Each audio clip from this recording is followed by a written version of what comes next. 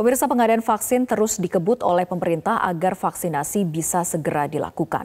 Namun pemerintah mengingatkan vaksin COVID-19 tidak selamanya memberikan kekebalan terhadap virus corona, sebab ada kemungkinan vaksin COVID-19 tak bisa bertahan seumur hidup.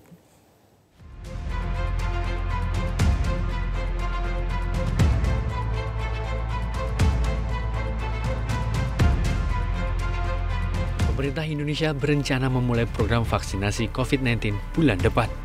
Berbagai persiapan sudah dilakukan mulai dari melihat kualitas fasilitas produksi sampai kehalalan vaksinnya. Upaya itu dilakukan untuk mengetahui seberapa manjur vaksin COVID-19 yang akan disuntikan kepada ratusan juta penduduk Indonesia. Namun, seiring proses pengujian berjalan, Menteri Riset dan Teknologi Bambang Brojonegoro mengungkapkan, vaksin COVID-19 rupanya tidak bisa bertahan untuk seumur hidup. Artinya, jika seseorang mendapat suntikan vaksin, maka 1 hingga 2 tahun berikutnya harus disuntikan vaksin COVID-19 kembali. Nah, saat ini untuk kebutuhan vaksin COVID-19, pemerintah menjalankan dua track paralel, yaitu kerjasama dengan luar negeri, khususnya untuk jangka pendek, ya karena juga memperhatikan faktor kecepatan dari pengembangan vaksin itu sendiri. Dan kedua dengan jalur vaksin merah putih, terutama untuk jangka menengah dan jangka panjang.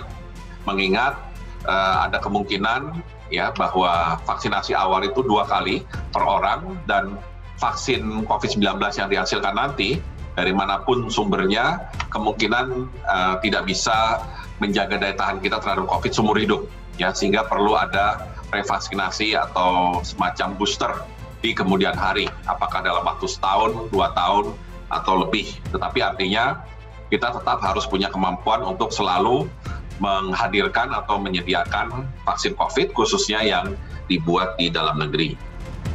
Untuk itu, kunci dari pengendalian COVID-19 bukan terletak pada vaksin, melainkan kepada perilaku masyarakat yang harus tetap mematuhi protokol kesehatan. Beberapa kandidat vaksin telah memasuki tahap uji klinis terakhir, termasuk yang saat ini dilakukan di Indonesia. Pemerintah sendiri tengah bersiap agar pada waktunya nanti ketika vaksin dinyatakan memenuhi syarat, masyarakat dapat segera mendapatkan vaksin tersebut.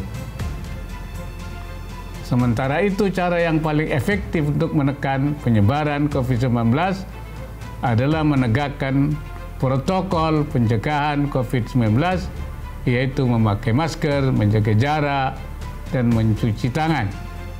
Karena itu saya mengharapkan agar saudara-saudara sekalian selaku pimpinan di daerah masing-masing dapat memastikan penerapan protokol tersebut di wilayah saudara. Pemerintah dalam hal ini Kementerian Kesehatan mengungkapkan total dosis vaksin COVID-19 yang disiapkan untuk bulan November dan Desember 2020 berjumlah 9,1 juta.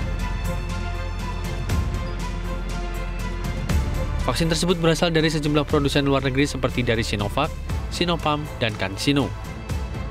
Pada tahap pertama, rencana vaksin akan diprioritaskan untuk tenaga kesehatan dan petugas pelayanan publik. Tim Liputan, Metro TV. Jangan lupa subscribe YouTube channel Metro TV News dan nyalakan notifikasi.